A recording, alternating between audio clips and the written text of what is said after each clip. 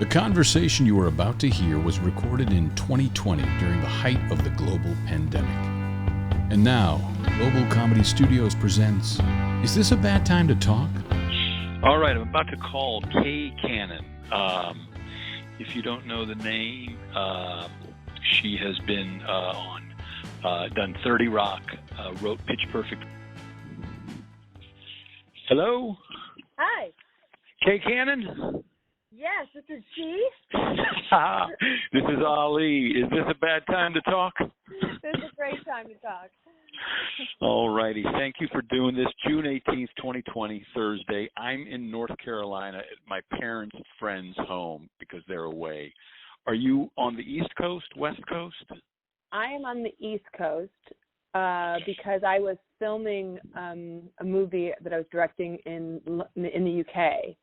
Okay. And when it got shut down, my husband's parents live in Maine, and so we escaped the UK and flew to Maine. Very cool. So that's where you've been the past 3 months. Yep.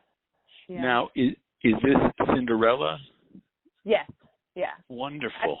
I don't know what it'll be called. It won't be called Cinderella, but for right now, yeah. For now, the working title. Well, cool. Well, thank you for doing this. I mean, I was talking to Sharna Halpern, and that's how your name came up, and she just, raving about you, and she was just telling me the story about how you championed her cause with the Dell movie and basically said, this is about you and Dell. And that's how I've kind of been doing these phone calls, just wherever the path takes me. So that's what encouraged me to, reach out to you and see if you could chat for a little bit and just going down memory lane of how you got to where you are and such. Yeah. This will be nice, I think. So, yeah, I hope so. It's just, kind of for me as a fan and someone who's, known you here and there. I mean, to me, I knew of you at Second City and your talent and how hard you worked, but I think there was this time where I was on 30 Rock for a day and you were there and I was like, oh, wow, Canon has really stepped up, because I feel like so much of my life is just been kind of in a fog going through stuff, and then folks along the way I'd seen him here and there. But why don't we just I'm curious, in your youth when you were younger, was there a moment where you knew this is what I want to do, or was there a teacher or a class or something you along the way that was a point that made you go, yeah, that was a moment I can look back on and go, that was something that sent me one way or another? Yeah, for sure. I mean, I'm one of 7 kids, and so I've got a bunch of siblings who are pretty funny, and they would say I'm the least funny out of the group. So I remember though trying to get, trying to get attention from your parents. You had to stand out in ways, and I felt like I could make my parents laugh, and so that's kind of got me where I was I enjoyed that. I enjoyed that I could make them laugh, right? So then when I got into high school, I did have a teacher. His name is Mr. Scheidecker. He actually passed away several years ago. And we called him Shy. And he really opened my eyes to just other,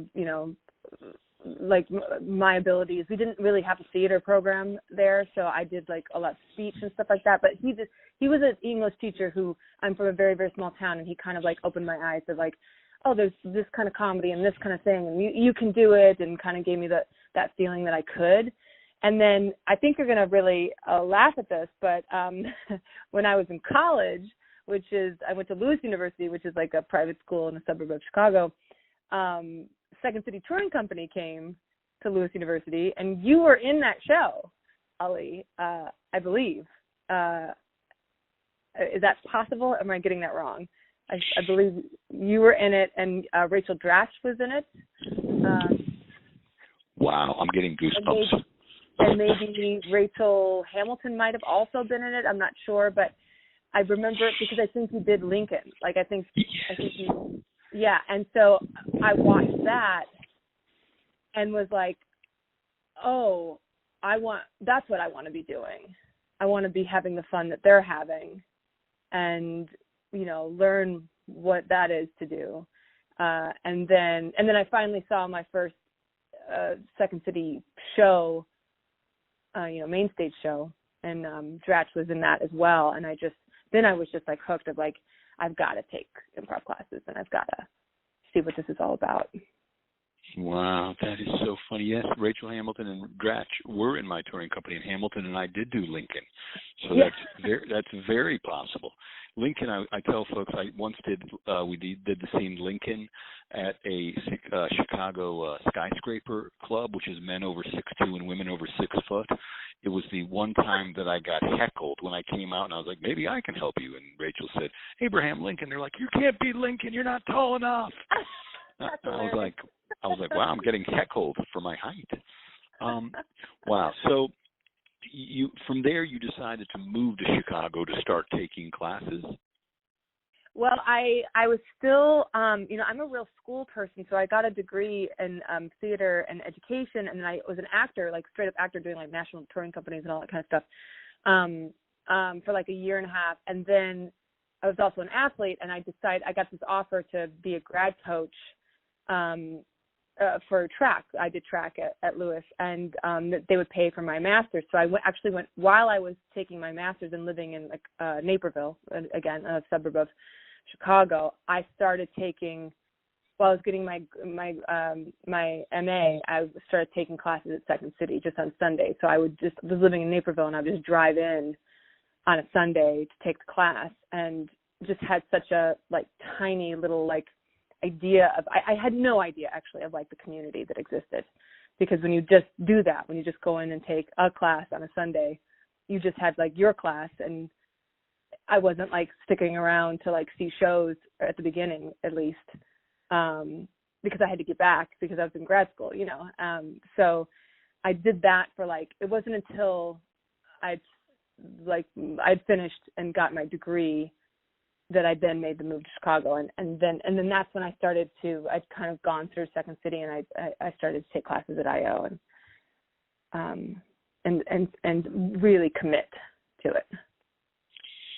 And you mentioned the sports background. It seems like you have a very high work ethic, and the combination of your talent and work ethic. Was that something that was always natural, or does it come from the world of athletics, or did it come from your family? Yeah, I mean, I do have a family that's like constantly working and is extremely competitive. They're all like a bunch of hard workers, and they were all athletes, and so it started at family, but I've always been the type that I just don't fatigue easily, and I enjoy it and feed off of it. Some people like really like feed off of stress, and I think I'm one of those people, and I really have this. Some people don't believe me, but I really just love playing the game. Like, I don't have to always win. I don't have to win necessarily at all, because I do actually like just playing it and getting in there, and I believe in like hard work and not having days off necessarily, and I think that like I was like a 2-sport athlete in college. Like, it's just sort of ingrained in me, that you just don't stop pushing, and that you just got to work really hard to get your dreams. I played high school tennis from 9th through 12th grade, and I tell people that to some degree, when I found improv later in life, I likened it to, it was the closest feeling of competing in a way that I had when I played tennis. Especially, you have a comedy, sports, and improv Olympic background. Did you feel that way when you started performing, of like some group going before you and then going, okay, let's see what we can do now? Yeah, but I also think it was like a personal thing too, because like so track was like my thing, and I was a sprinter, and so on the same day you'd win a race, and then a half hour later you'd lose a race, and then you have to like pick it up and then compete in another event, and then you might win that one and you might lose. I really learned how to win and lose and pivot pretty quickly, And, because that's the nature of that sport, right? You're not going to win every single race that you do. And if you're a sprinter, you're in a lot of events.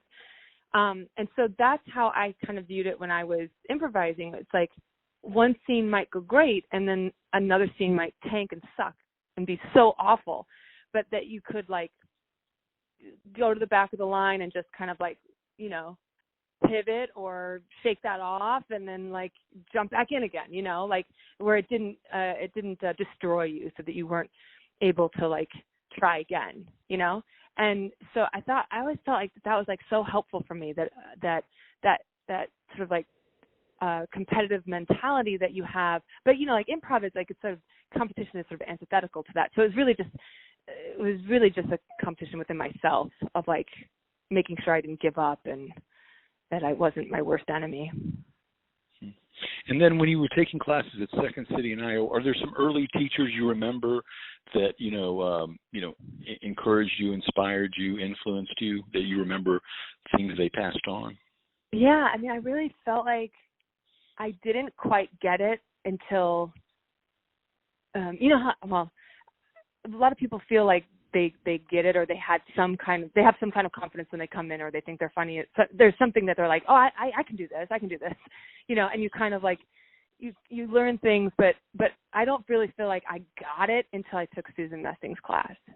When I took Susan Messing's class, I was just like, oh, okay, now she's making it go to like a whole other level, or, like I'm seeing it in a new way. I felt like I had a breakthrough, and I can't even remember what the specific breakthrough was, and it probably doesn't even matter what it was. What matters is that I felt it, and it started to click for me. And, I enjoyed my Second City experience, and I basically did Second City first before Improv Olympic, in terms of learning and stuff like that. But I had only I think I had like the same two teachers the entire 2 years that I took classes there.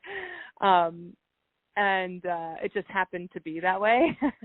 So I felt like I was kind of getting kind of the same thing.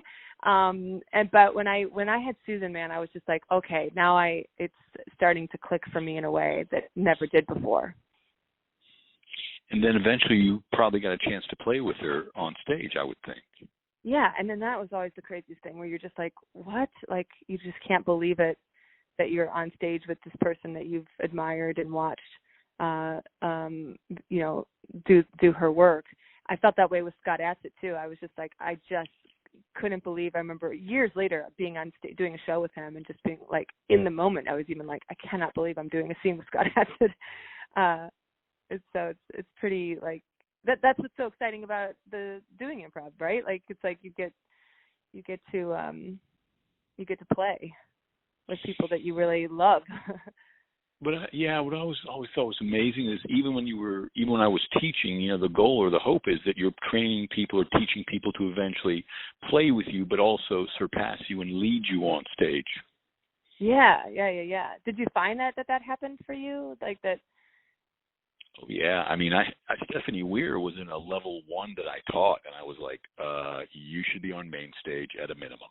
And, and I was like, it was like I had those experiences as a teacher where I had students in my class where I was like, wow, all I can do is, Jack McBrayer was in an early class that I coached. And I was just like, all I can do is try to be cool, nurturing, and supportive, because you can do this. Mm-hmm. So that's just, a couple of instances where I was like awake enough to see somebody's like natural, what I call them is NBIs, natural born improvisers, and just being like, you can do this, and I will try to watch and just try to encourage you. But yeah, absolutely. Were there teachers at IO that you had that? Yeah, Susan was at IO. Oh, Susan was at IO. Okay, yeah, all right. Susan was at IO. Yeah, and I had only gotten. Oh, go ahead. No, I'm just going to say Susan was one of the few people who was like allowed to teach at IO and Second City, so I didn't know if it was at Second City or IO. Oh yeah, no, that was at IO, and that's where it was like, that's what I mean. It felt like so much later. Like I'd done the Second City experience, and not that I didn't learn. Of course, I learned a ton, but it was going to IO and then having her as a teacher. was just like, oh wow, okay, I feel like I'm getting it. And I feel like you and I didn't really cross paths that much. I kind of only saw you personally, but I'll never forget, like there was one time, like I kind of do a bit that I just heard you do, where you were joking about how many ideas cross your desk every day. And it starts off with like 6, and then you were like, I got 720 ideas coming across my desk every day. I've got 9,232 ideas going across my desk every day. Like, and so like it's that thing where I feel like between me and to you, that I felt like to me it felt like such a distance of, like, in terms of like I put you on this like pedestal of like, oh my gosh, that's Ali, like you're like hilarious and so funny, and I saw you in the first show I ever saw of Second City, like so you don't ever think that you're going to ever play with somebody like it just feels like that whenever you meet or see the person for the first time and where they are, like what you were saying with me, it's like at 30 Rock, you're like, oh, she stepped up. It's like you kind of keep them where they were when you first met them, Yeah, I do remember that bit, though. I remember that bit. I remember seeing you around. But, I mean, my Chicago time was around November of 90 till I went to SNL in 99. So your Chicago time was roughly what? Mine was like 99 to 2001. Then I went to Vegas for Second City. And then at 2000 to 2001, I went to Boom Chicago. So it was like 98 to 2000. Then I went to Boom Chicago for the year, came back, was at Chicago for like 6 to 8 months, and then went to do Second City in Vegas, and then never came back. So my Chicago time was actually kind of short. But again, doing something like this for me is, it all started out of I have to do something because of the pandemic, because it was the first time in I don't know how many 30 years that I was not performing or teaching. And so I just looked at my phone and I thought, if someone got my phone and looked at it and saw the names, they'd be like, why aren't you talking to these people? And so, to me, to some degree, it's for the young Canon who may listen to this, because I still don't know where I'm going to post it or how it's going to work. But the stuff like Boom Chicago and Second City and I.O., what are like the moments where you find out about a place like Boom Chicago or you audition at Second City? How do those moments happen where you hear about it from somebody or you read about it and you decide to audition? Well, I remember, like, once I started going to Improv Olympic and taking classes in Improv Olympic, I was, like, all in. So I was at the Annoyance, taking classes there. I had auditioned for Comedy Sports and got in. So I was, like, rehearsing with Comedy Sports and doing shows on Fridays and Saturdays at Comedy Sports. And then I was interning in Improv Olympic on Monday nights so that I could watch you guys do Armando. It was just, like, every night. And all through the weekends, I was like taking classes, rehearsing, doing shows, watching Harold, whatever I could possibly do. So I was like in it.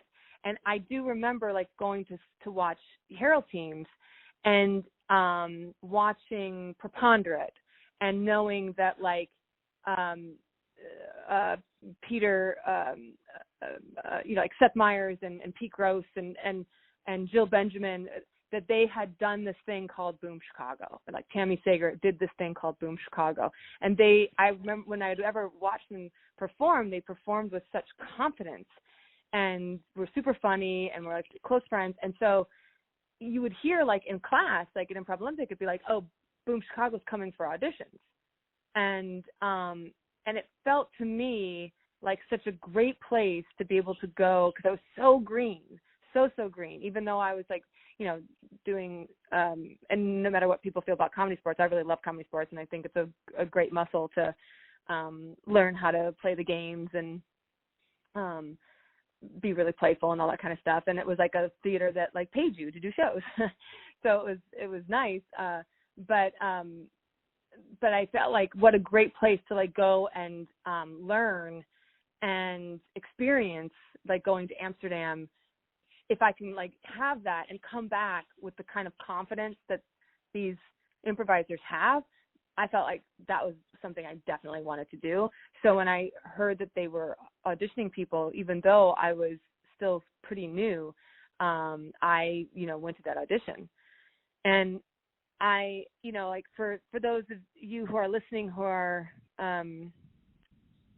like who are, eager and ambitious and young and open to taking chances, when I auditioned, I was asked to either wait 6 months and be a full-time performer for Boom Chicago, or they had like a new position where I would be like a corporate show manager, because they did hundreds of BizCo shows in the year, and I could leave like a month later and I could like go right away, and I could be doing these corporate shows and eventually become a full-time cast member.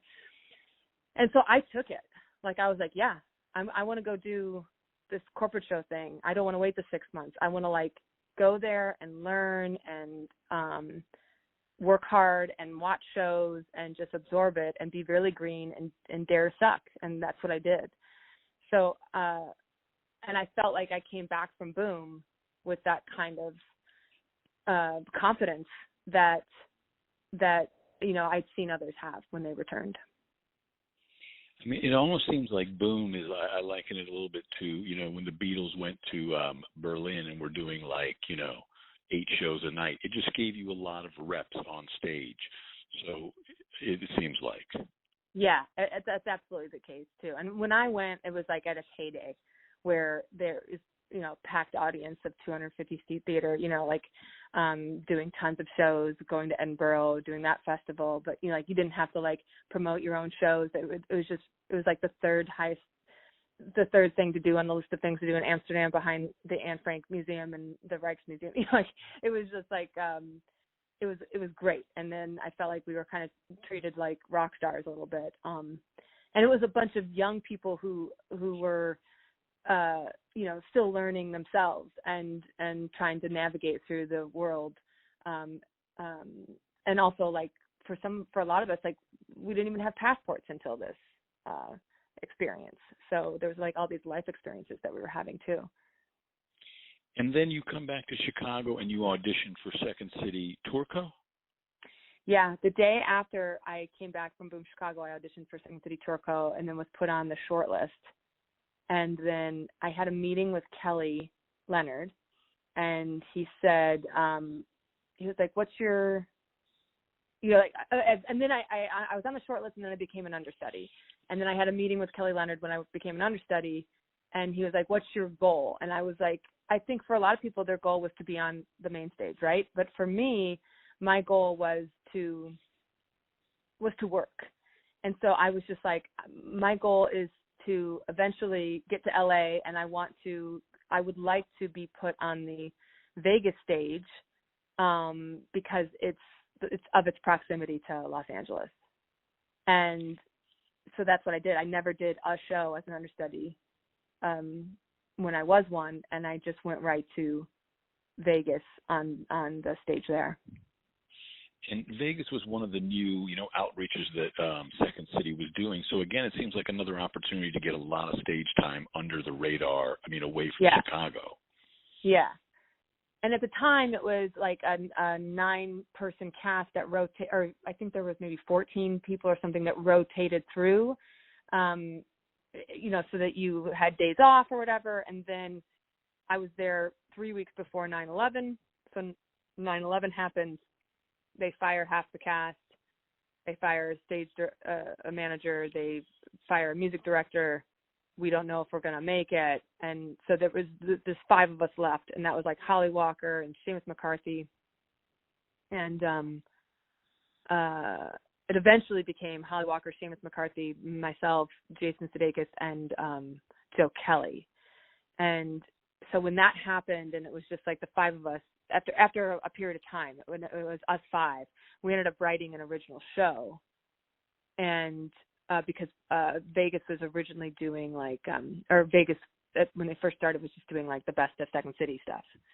And then writing that original show, that was the show where I was like, oh, maybe I can write,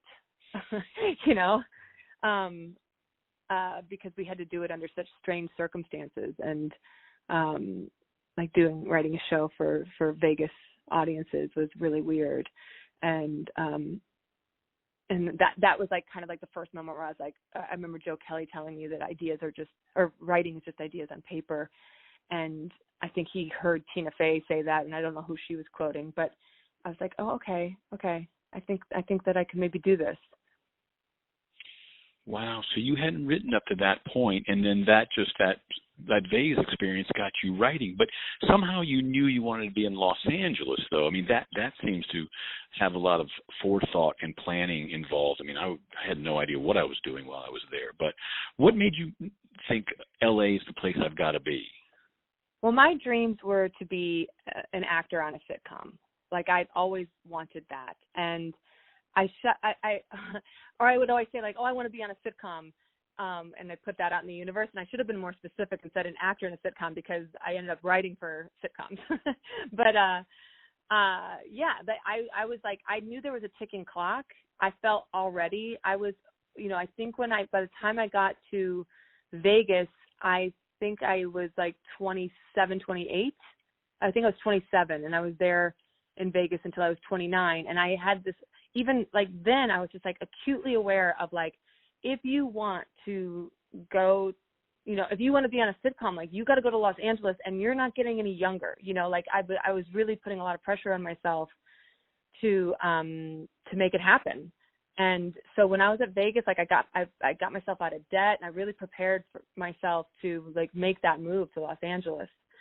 And even then I felt like I've always sort of felt 5 years behind, always, throughout the whole, my whole career. I felt like I was 5 years too late on improvising, 5 years too late on starting, being in film and TV or whatever, 5 years too late to directing. But I guess it's fine. I think you caught up and then some. But this idea of, was it a self-imposed pressure of you're not getting any younger? I mean, where does this come from? It's just internal nature? Yeah, self-imposed for sure. It's like I would really watch, like I'd like to think I was like really paying attention. I was kind of going like,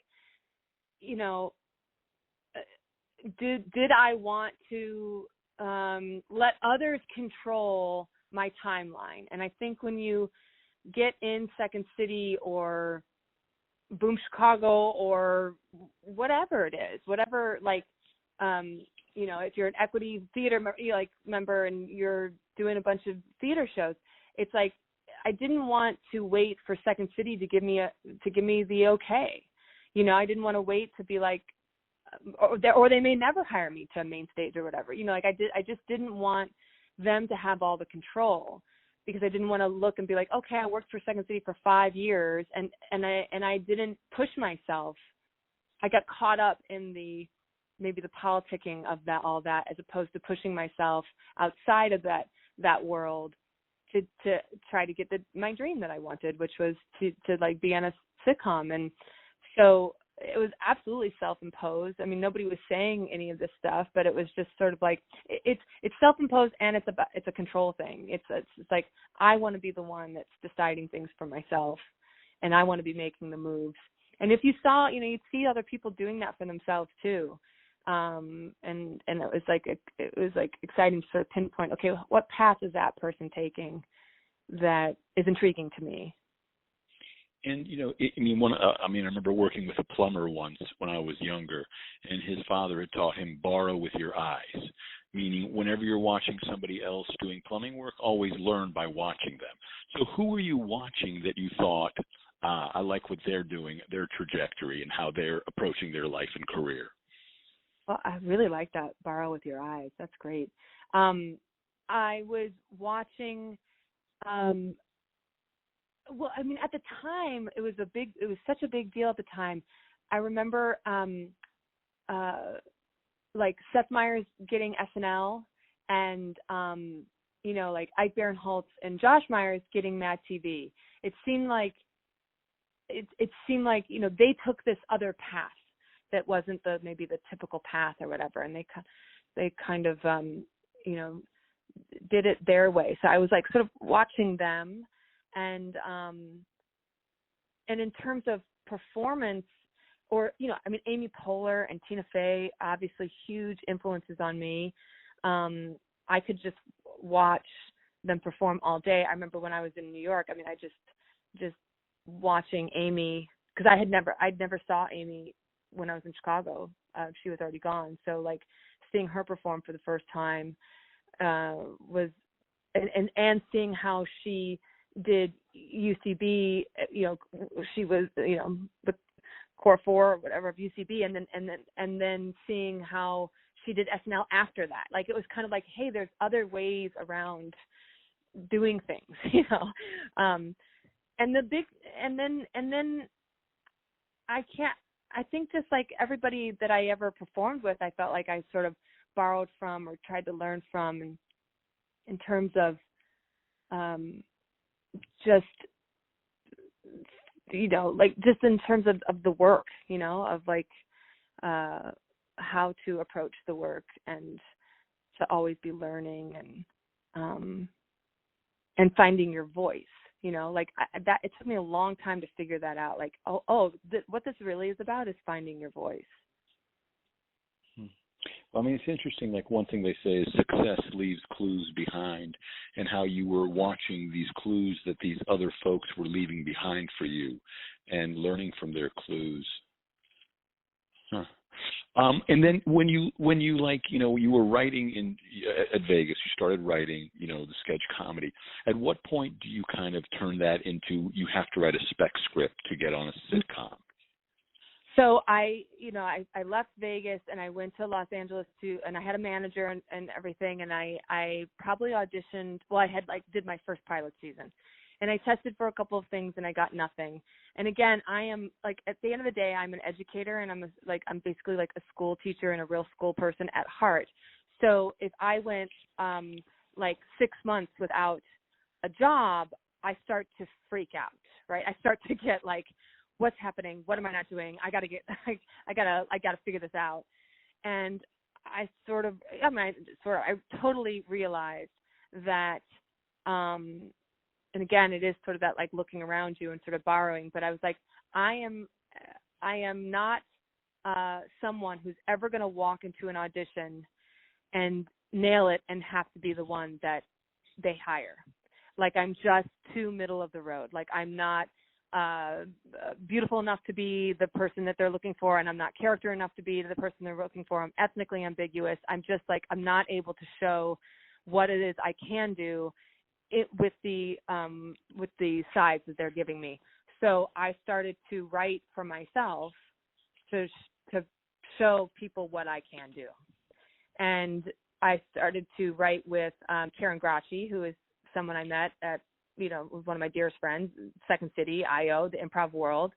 And so she and I started like writing a pilot together off an idea that she had. And we really like worked on, sort of tried to figure out how to do that.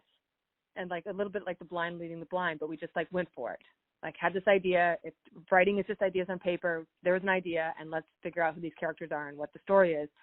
And then a friend of mine actually,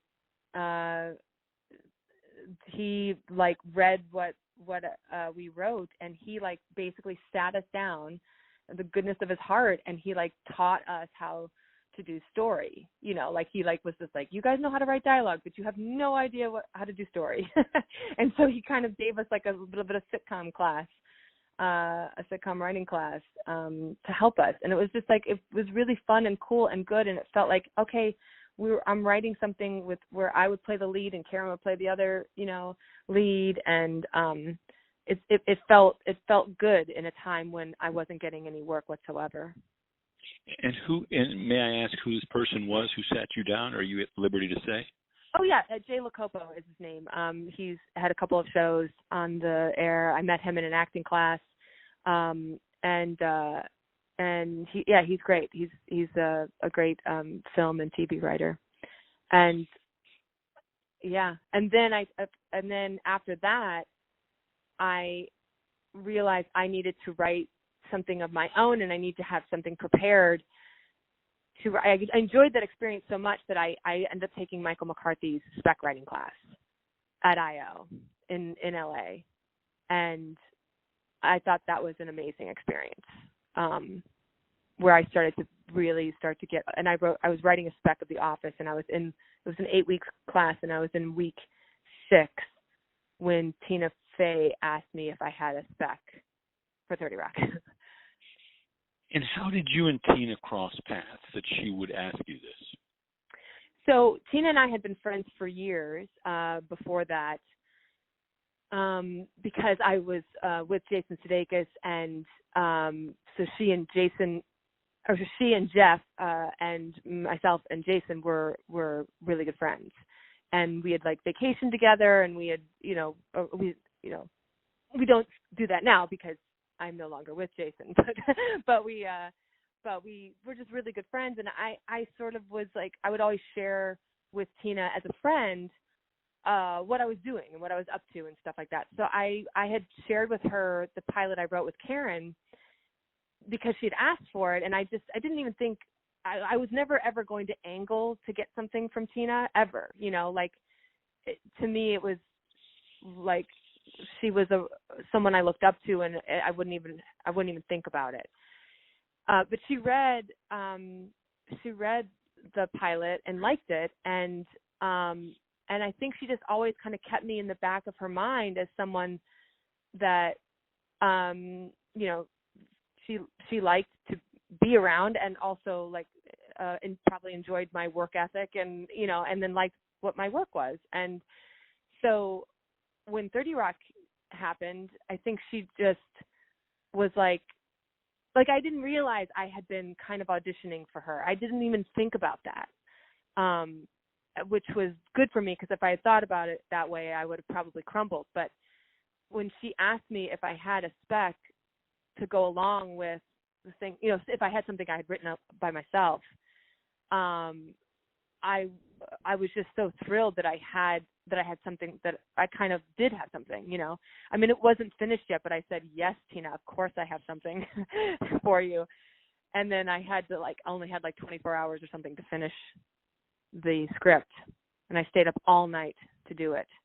And, sent the script to Allie Davis, and back in LA. I was in New York at the time, to proof for me, and she did it at 1 a.m. her time, and I was actually flying back to Los Angeles from New York at a 9:30 in the morning flight or something, and I sent the script from the airport, got on the plane, and when I landed in LA, they had read it and called me in for a meeting.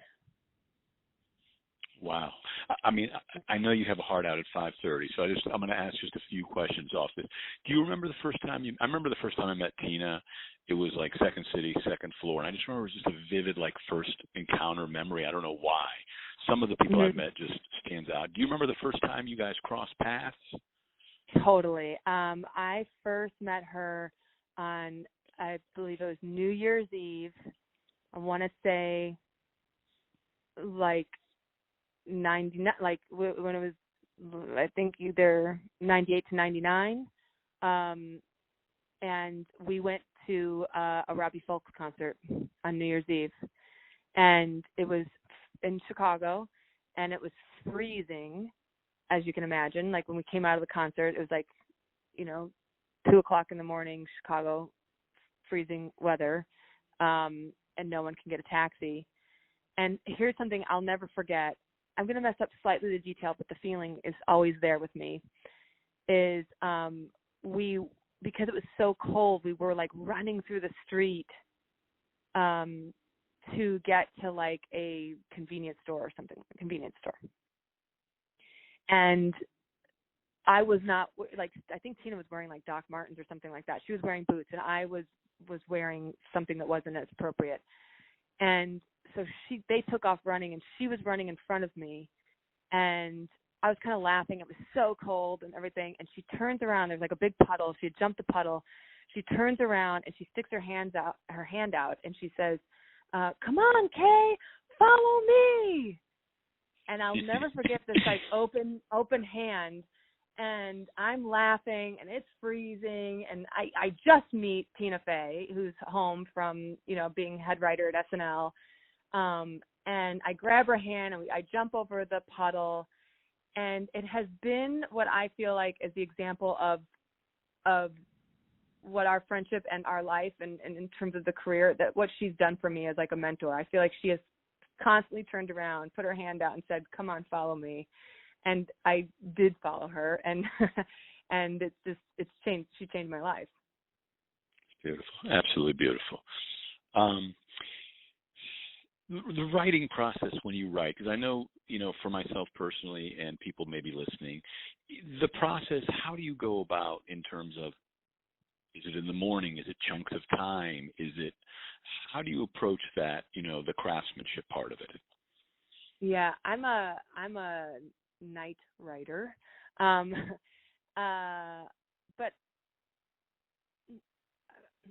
I can kind of write wherever. I like to be, and I don't like to be in anything fancy. I like to be like in a little corner, a little hole. But in terms of like my process and not ever feeling like I have writer's block, is that I do so much of on the A side of like outlining and knowing the characters and like tons of index cards and before I even like touch a script. And so I spend a lot of time doing that, and for me it can be sporadic throughout the day or whatever. I actually just really enjoy writing at night. But at being at 30 Rock, I mean, I've really learned to just like, it's that athlete thing again of just like go and write, take a break, come back, write, take a break, come back, write. But I also am really good at doing terrible drafts. Like I can really barf out a draft and never feel like I will have writer's block. I literally put XXXXX in place of dialogue and just be like, it'll be something like this. That he'll say something about opening up the book to page 20 or something, I'll even write just like come up with a joke here, and I'll just keep going so that I have something tangible, that I can like, print out something and just be like, okay, all right, this is terrible and this is shit, but I've done something. And then I just go back and I rewrite and think about it, think about story, constantly about story. It has to make sense. Otherwise people will just call it stupid. And so you get to 30 Rock, you're a writer there, and then you become, you start helping to produce the shows and stuff. What's that process like? And, in terms of, are you given, how many scripts a year do you have to write for the show? That type of thing for folks who may never get that experience. Yeah, so you write in it as a group. Like I remember being the first year of 30 Rock, you were sitting around a table, and it is kind of like it brings me back to when I was sitting around a table with my family members, right? So it's like it feels like family for 14 to 16 hours a day. It's the same 10 to 12 people talking about the same thing all day long, and you need to figure out where you fit within that family. And some days you're leading the room, and some days you just got to be quiet. But I remember like the first several weeks, I couldn't believe I was a writer on an actual show, that I was actually getting paid to write. And all we were doing was talking about stories about our lives. And because I was in the sketch world and it was writing for 30 Rock, I had a ton of them. And I was like, oh, this is what writing is? This is just like sitting around talking about your things that happen in your life and you're contributing? I could do this all day. And then there was the actual writing, and I was like, oh, this is really hard. This is what they're talking about. This is like the hardest thing ever. And so, but for 30 Rock, you really led by Robert Carlock and Tina. I mean, I'd get like 2 scripts a year, a season. But everybody is, writing and rewriting your scripts. Like you'd go off and write an outline, you'd write the first draft, but then it would go back into the room and everybody's contributing jokes and rewriting and re-breaking story and all that kind of stuff. So that at first was so overwhelming, because it was like, I would like Robert Carlock would turn in his script and I would just be like, this is great. And then even his script, you would like rewrite a ton, and then you'd have table reads, and then you'd learn things from the table reads. And it was just such an amazing process. I felt like I went to grad school for comedy writing. And then like shifting to writing movies was like, it was just so much bigger, and it was so much, like you had to go back to like the process of like just a ton of index cards, and it's a different format, and or you like different structure, and so everything was like a learning process, I mean, you were at 30 Rock for a while, 2012 to 20. No, what year? Yeah. Is that right? I did the 6 out of the 7 seasons. I did the first 6, and the 7th season was a half of a season, and I just got married, and I wanted to be in LA, so I left the show for that last half season. And then you went to New Girl. Right. Yeah, I had an overall deal. Yeah. I see. So how does something like that happen, for the folks who want to understand, going from being on 30 Rock for that long to going right to being on New Girl as a, more than just a writer on there? Yeah. Oh, so yeah, to get to sorry, I forgot to answer the producer side of it. So because for sitcoms and for TV writing, it's a writer's medium, and the writers control, like the showrunner, the executive producers, the writing executive producers, the creators of the show, they're controlling everything, the look, casting, all of it. And so because of that, when you work your way up as a writer, you eventually, because essentially the writers produce the show, you end up getting a producer title. So you start off as a staff writer, then you're what's called a story editor, then you go up in an executive story editor, and then you're a co-producer, producer, supervising producer, co-executive producer, and then executive producers are the, like that's when you have ownership into the show. So it's really just kind of, as long as you don't get fired or you don't get demoted, you just kind of, the longer you work in the business, like I left 30 Rock as a supervising producer because that every year I went up, right?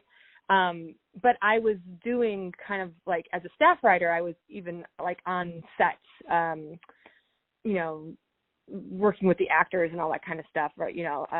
And when it's your episode of television that you wrote, you're on set watching it be done, and you're the producer behind the director who's making sure that the showrunner's vision is executed correctly.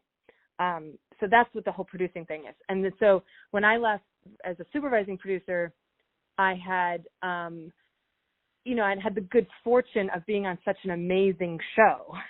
And I had the good fortune of being nominated for an Emmy for an episode that I co-wrote with Tina, that I had gotten the attention of, and then I also had, I had gotten the attention of, studios that wanted to give me overall deals.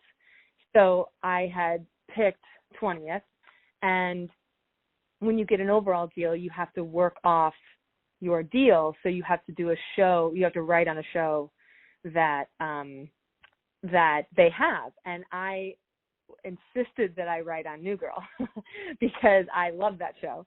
And I wanted to write on that show, and I love the characters. And luckily, Brett Baer and Dave Finkel, we worked at 30 Rock together. They were co-show running the show with Liz Merriweather, and they also wanted me to be on it. So I ended up, working on that show. And I was only there for like a season and almost a season and a half because I had my daughter, and I was on this like deal, and I think I ended up writing 4 or 5 scripts for that. So like the amount of scripts and what is asked of you as you go up the ladder as a producer, it increases. In terms of and then how did Girl Boss come about, where you all of a sudden you have, not all of a sudden you've been working towards it, but you have this property that you want to turn into a project and you become the showrunner and, the point person on it? Yeah, so I was, Denver and Delilah had the book, Girl Boss, with Charlize Theron's company, and they read a bunch of writers. They liked my writing. They asked me, would I be interested? I read the book, and I was like, I want to create this show. So then I became the creator of the show, and at the time, like, I just really felt, I still feel this way, but I really, if I instinctually like an idea or like really connect to it, like I really go for it. And I felt like, I remember watching all the Oscar screeners that year, and there was just no stories about women in a workplace situation. There just weren't. Or there was tons of biopics about all different kinds of interesting guys and all the stories. It was just such a male heavy year. And I was just like, not that other years aren't, but I just was really like, why hasn't there been a story of and then Girl Boss fell on my lap, and I was like, oh yes, this is what I want to do. This is what I want to create. And so I feel like that project was like something where it took a long time to get going because I was still on my overall deal with 20th, and I sold it to Netflix. And so I had to wait to get out of my deal to be able to do it at Netflix, with like all like complicated stuff. And then I just, I really tried to do something there. I really tried to like show like this asshole young woman. and it was the first time I had done Pitch Perfect and Pitch Perfect 2 already, but it was the first time where it was kind of like, for better or for worse, it was like all on me. And like I wrote most of the episodes, I rewrote all the other episodes. I was the, executive producer, the showrunner, the creator, and it wasn't received super well. And so I had to I really learned a lot from that, of like what I was trying to do and how it was actually received and what I took from that. It was all really helpful. Like that failure was really helpful. Were there things along the way, teachable moments maybe that, you learned that you would have done differently, or there's nothing that could have been done really in the moment that you could pass on to somebody? You know what? I do think there were things that I could have done differently. I think that any first season of a show, you always find, like, you look at the first season of Seinfeld or the first season of Cheers, or like everybody, you end up course correcting, right? You have to, like, it evolves, the show evolves, and you find your rhythm.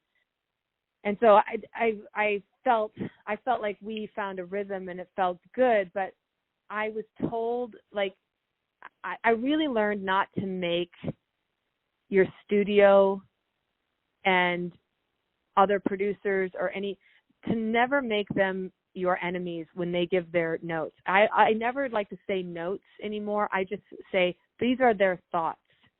These are their thoughts, and their thoughts have meaning behind them. Don't just dismiss them. Because Netflix told me over and over again, we are worried that people are going to hate this character in the first 10 minutes of the show, and they're going to turn off and they're not going to want to watch. And I was so stubborn in my my reaction to that, where I was like, I'm not going to change it. I'm trying to make her an asshole. She has to start at this really low, bad asshole place in order to grow and evolve. And they kept warning me, and they kept warning me. And I was like, they're just trying to change this. They're just trying to make it so that I'm not doing the thing I want to do. And what happened? People watched the first 10 minutes and they hated her. And so I really, I've always believed if 3 people tell you you're dead, you're dead. It's sort of like I had gotten that note a few other times, and I just didn't budge, and I won't do that again. Like I really will take in people's thoughts and see if I can, yes and them. It just goes right back to yes anding and not denying them and not being like so fear-based that someone's trying to fuck up your show and So I think that was really important to me. I also thought that Hillary Clinton was going to be president, and I also didn't think that the story it was based off of, Sophia Amoruso, her company filed for bankruptcy 3 weeks before we came out. It was like a little bit of a hot mess across the board, but sorry, I'm talking so much. No, what the podcast is also AKA I'm here to listen. So I'm absolutely enthralled by this. But one thing I tell my daughter, she plays tennis, something I learned is, did you win or did you learn? Not did you win or did you lose, but what did you learn from that defeat? You played someone, they were a little further along, so it just sounds like you learned. So, I know you've got to get out pretty soon, but I just want to touch on how the Pitch Perfect project came about.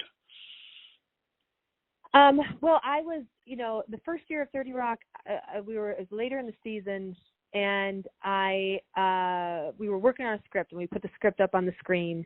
There was just maybe 3 or 4 of us in the room for a rewrite. And I left to go use the restroom. When I came back, there was a joke on the screen about for the character Twofer that was about him being in an a cappella group. And I thought it was so funny. And so I sat back down, I read it, and I was like, oh my gosh, who made that up? That's so funny. And Robert Carlock goes, oh, well, it's actually real. It's, a cappella groups are really popular on the East Coast. I'm from the Midwest, and there were no a cappella groups. There are now, but back then, it's something that's popular in especially Ivy League schools and stuff. And I was like, wait, what? There's a whole world. There's a whole culture out there. And Brett Baer, again, who ended up co-show running New Girl, I'll never forget. He turned to me. He was sitting in front of me in the table, on the conference table, and he turns around and he looks at me and he goes, "There's your movie." And on my lunch break on that day, I went and looked up a bunch of anything I could on a cappella groups. And this is how long ago it was. And my idea was that, have Jason Sudeikis and John Krasinski are brothers, and they go to different Ivy League schools and they end up competing against each other. That's where my mind was in terms of an idea for what this a cappella movie could be. So maybe a year and a half goes by, and I didn't, for my first screenplay, I didn't want to write about something that I didn't know, and I never had time with being at 30 Rock, and then I also worked on Baby Mama to have any time to figure out, to do that research, right? So I would tell anybody that would listen, that's I want to write a movie about a cappella. I tell my agents, they're there's already a couple of scripts that have been on the shelf for years, and that's not really a thing. Maybe come up with a different idea. And then I'm friends with Elizabeth Banks, and I had mentioned it to her that I wanted to write something about that. And then a really long time goes by, and Liz is amazing, and she's someone who is works really hard and does a lot of stuff, and she and her husband had started a production company, and she calls me. This is again a year and a half, 2 years after we've had this conversation, and she calls me and she's like, there's a book called Pitch Perfect, and Max had gotten this book, her husband, and would you be interested in writing an a cappella movie? And I think she forgot completely that we'd had this conversation a year and a half earlier. And I was like, so she did all that stuff. She and Max, they did all that separately, and they found this book and they got the rights to the Pitch Perfect book. And I just remember being on the phone with her being like, yes, 1,000 times yes, because the book has no driving narrative, but it is the research that I needed to be able to understand the world. And the a cappella world is a lot like the improv world to me. There's a bunch of groups, you do it for free, some people become famous. John Legend was in an improv group, Rashida Jones was in an improv group, a cappella group. Sarah Bareilles was in an a cappella group. She wrote Gravity, I think, for her a cappella group. And those people stay your best friends for all of your life. And going back to my sports background, to me, that movie, Pitch Perfect is a sports movie to me. So it just happens to be the sport is a cappella. So that's how it came about. Like Liz and I and Max went and pitched to different studios, and Universal bought our pitch, and then I wrote the script, and then the rest is history. Yeah. I mean, I was watching, I'd seen it before, but I was watching clips again the other night. I mean, there's so many goosebump moments in there, but when Anna Kendrick first sings the Whiskey song, I mean, that must have been something pretty cool to see that moment happen. That was amazing, and that was like all her. Like in the script, I knew I wanted her to do something different than everybody else, but I think in the script I just had like a placeholder of a little teacup, and she auditioned. Everybody had to audition, and everybody had to sing. Didn't matter if you did a bunch of stuff where we could see you singing, we still wanted you to come in and audition and sing a cappella. And she came into her audition and she did Cups at her audition. And so when I saw her do Cups, Jason Moore, who directed Pitch Perfect, like we were on the phone together, and it's like, that's it. That's what she should do. So, and then it became Cups, and it became, I don't know if it went platinum. I don't know what she did, but like it's a crazy, and it's a public domain song. It's like not something that you have to like pay for. So thank you, Anna Kendrick. But a moment like that launches someone's career. That becomes, film history, where these little moments that come together that, you see her, she does this, and then, but when she does it in the movie, there's a sense of a star is born type situation. Yeah. Even though she had already been nominated for an Oscar. Wow. For Up in the Air, and she'd already been nominated for a Tony. Wow. Several years earlier. Yeah. I mean, like it was such a movie that could have just been totally written off. And I think, it's exciting that that I was telling this underdog story, and then it kind of became an underdog franchise.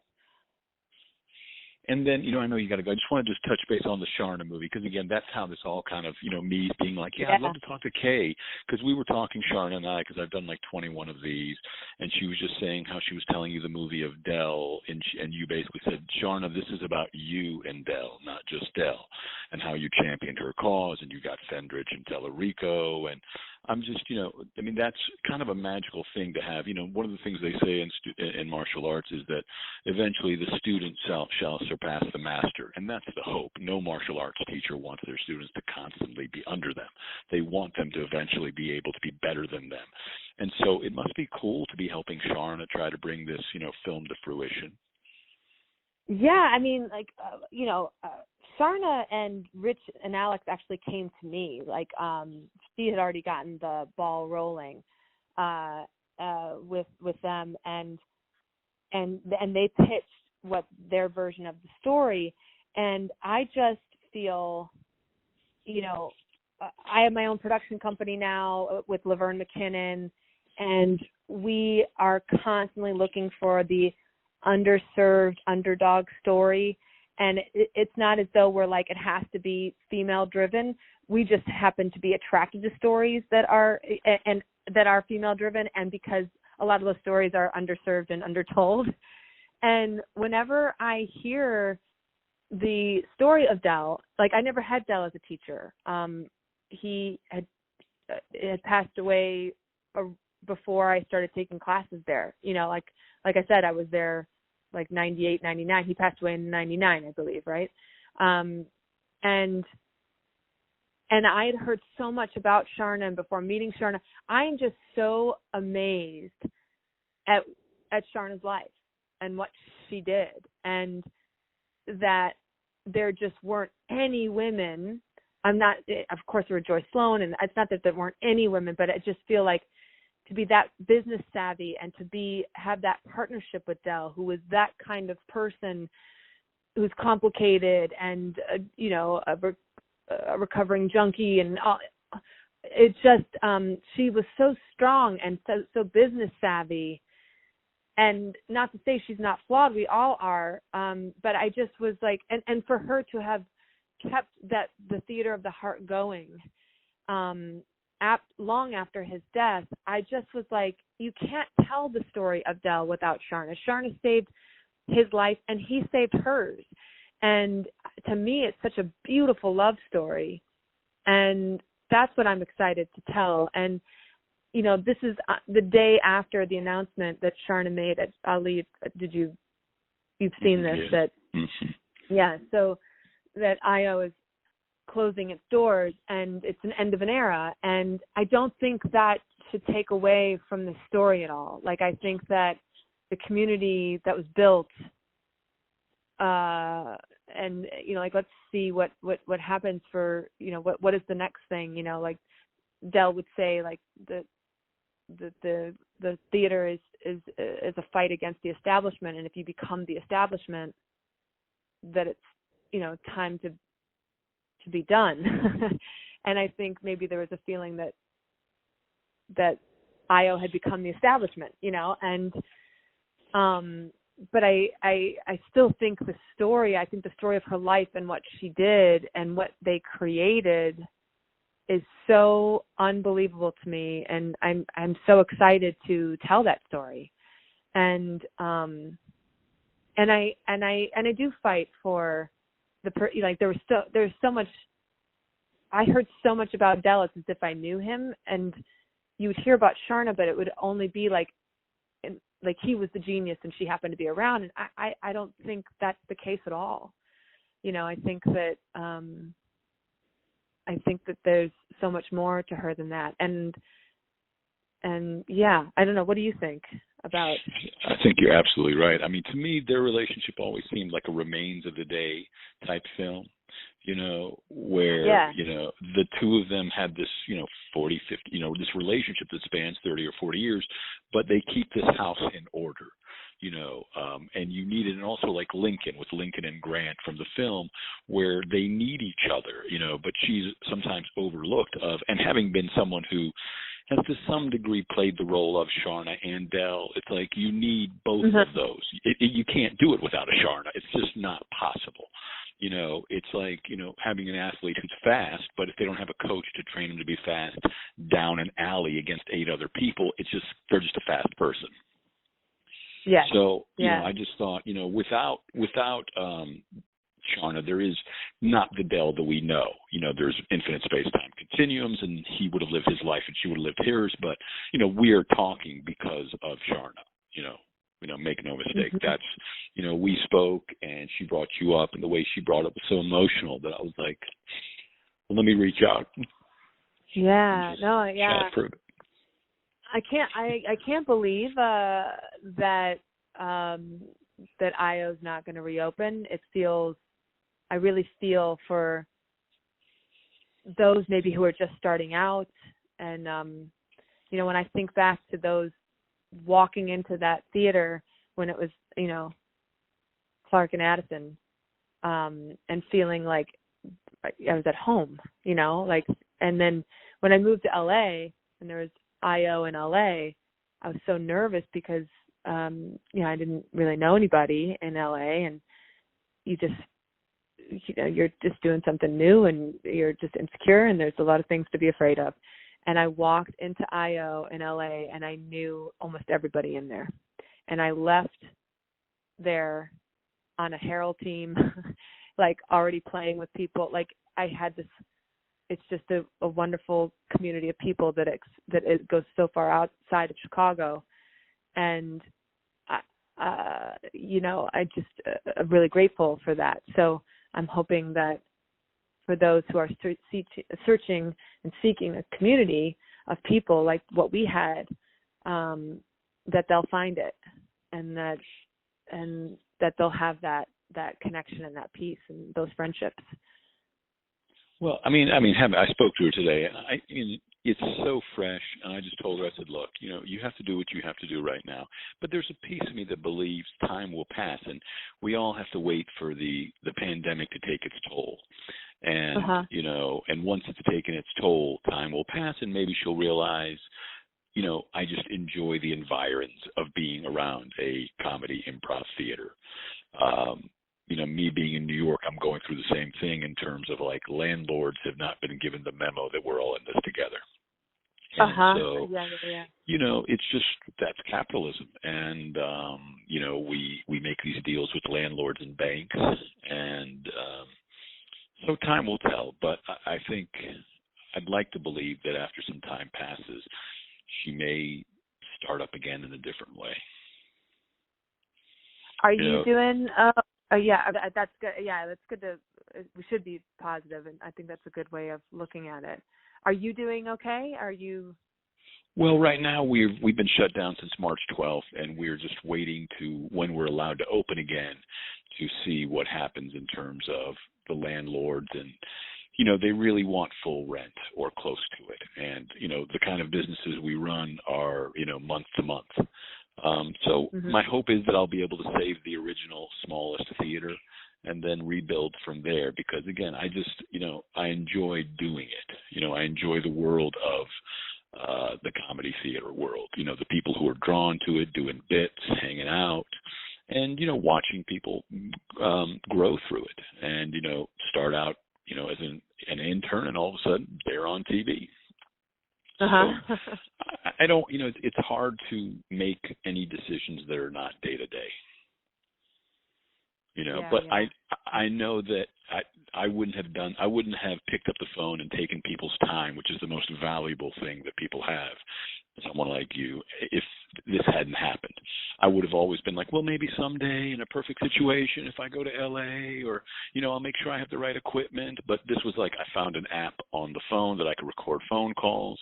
And I was just like, don't let perfect get in the way of good, and just start. And I just started, and with each person was just something, it gave me a clue to who I wanted to reach out to next. And then the other thing I think is being willing to have your heart broken in terms of someone not returning your call or not getting back to you or not wanting to do it.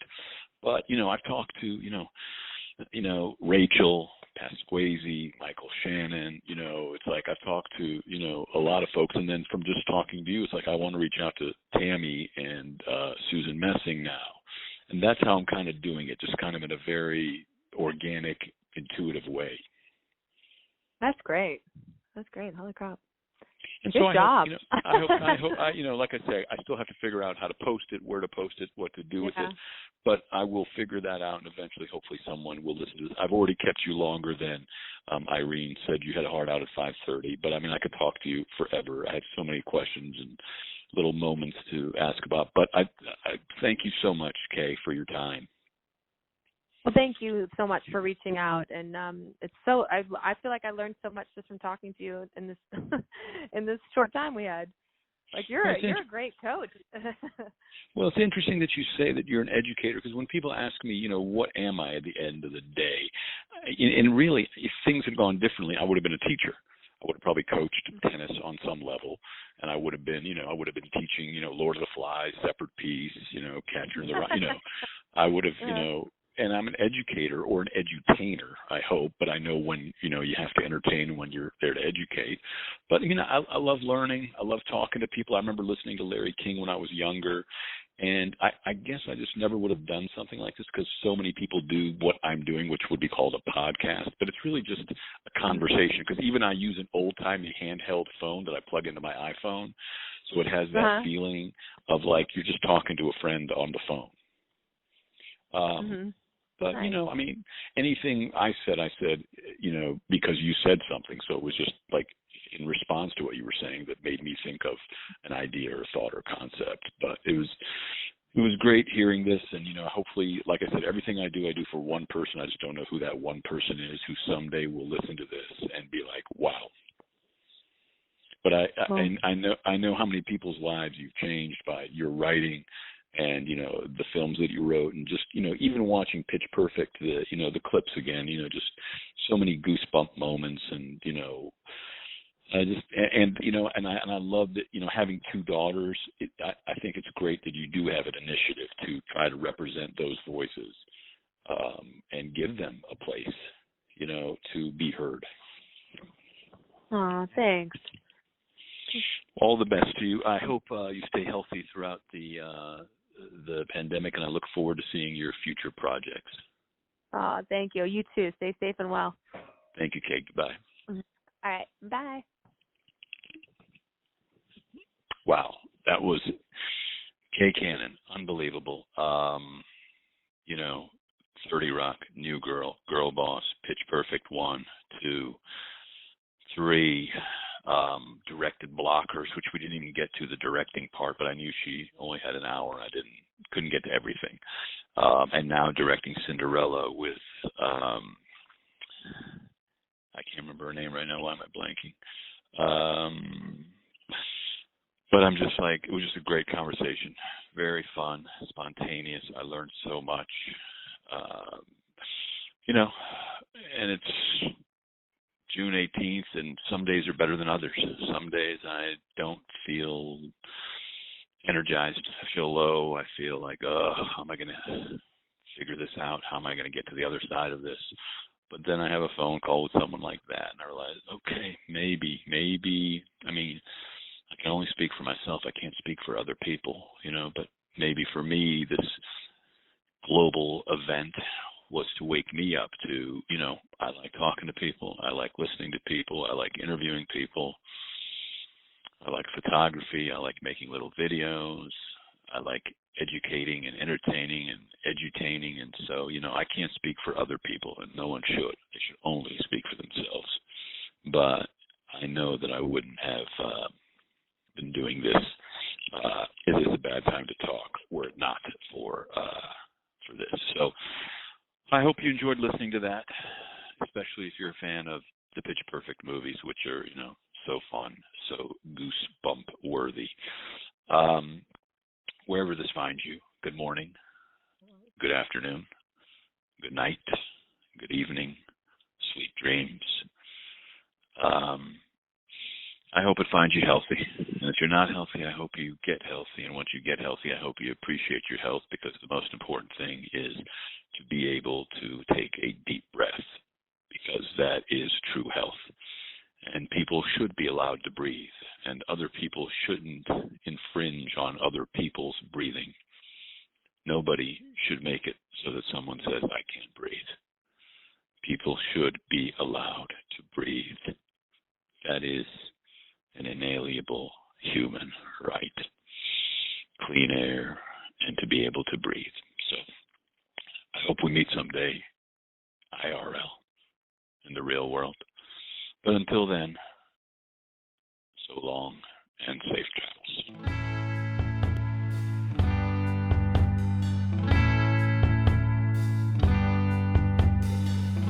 Thanks for listening to Global Comedy Studios. Is this a bad time to talk? Stay tuned for more.